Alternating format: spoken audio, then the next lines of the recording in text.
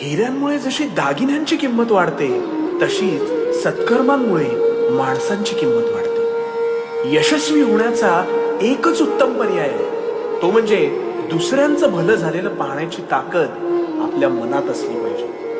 तू कोणालाही फसवू नकोस. मी आहे तुझ्या पाठीशी. तुझी कधीच फसवणूक होऊ देणार नाही. मोठा अधिकार, संपत्ती यांचा चिरकाल भरोसा मानू नये.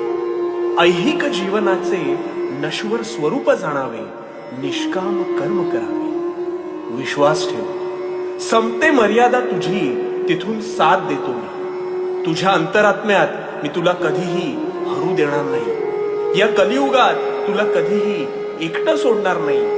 कारण भिवू नकोस, भिवू नकोस, मी तुझ्या पाठीशी. भिवू नकोस, मी तुझ्या पाठीशी.